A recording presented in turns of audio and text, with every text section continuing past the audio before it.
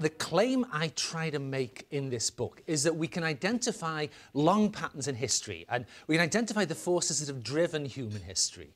And once we've done that, we can use them to make some kind of projections, get some sort of sense of where we might be going in the 21st century.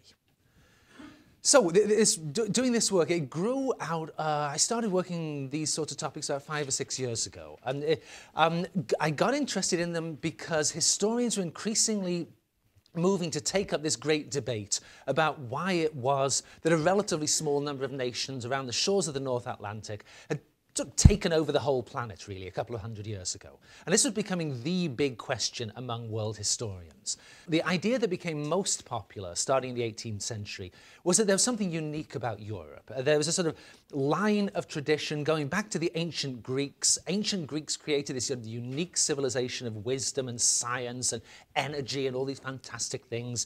It gets picked up and spread around by the Roman Empire. The Romans spread it all over Europe, gets inherited, passed down to Europeans, until you end up at the pinnacle of Western civilization. So this is the basic argument. It's had a long run, very popular argument. As I'm sure you also know, though, it's coming from an awful lot of criticism across the 20th century. People suggesting this is completely wrong. Particularly in the late 20th century, when the great East Asian economic boom really begins. And people start saying, quite reasonably, if this traditional story, the sort of Plato to NATO story, if that's true, how do we explain what is actually happening in the world? Something is wrong here. So these intense debates get going, and they often get very heated. Historians are very nice people, my colleagues, but we do have a tendency to be a little bit polemical and hostile with each other. So these debates can get quite heated, and they're often, I think, a little bit confused as well, in the sense that we don't all agree on what we mean by the words we use, the terminology, and it can just get very, very messy. So, excuse me, when I started getting interested in this, I thought that perhaps the most useful way to approach this problem would be some kind of quantitative way. That wouldn't necessarily make the debate more objective than the qualitative approaches, but it would make it more explicit. You could say exactly what you mean. You put a number on something, you have to be able to explain how you came to that number. It'll just get the whole thing a little bit more in the open. I scratched my head for quite a while when I was starting down this road. And then I decided the classic solution for an academic, when you're in doubt, copy what somebody else did. And I had this, it turned out to be actually a very good idea for once. I would copy what the United Nations had done. Very fine group of people.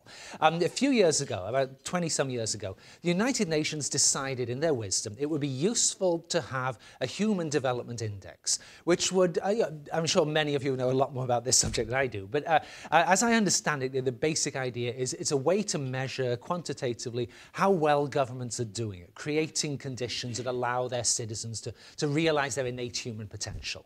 So the UN economists, they came up with 3 traits as a way to measure human development.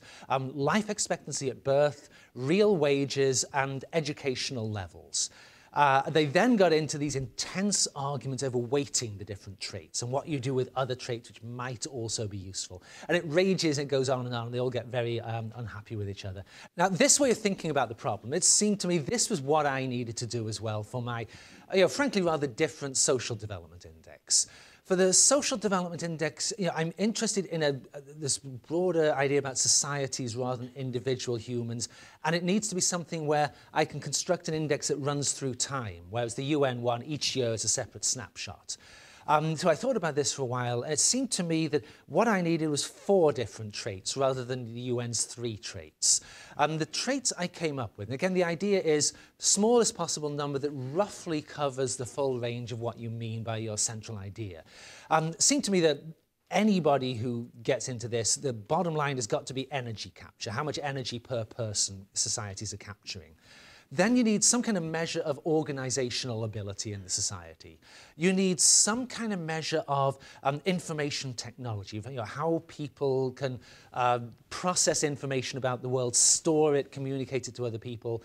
And then last but sadly not least, there's got to be some kind of measure of war making, because violence is such a huge part of the story.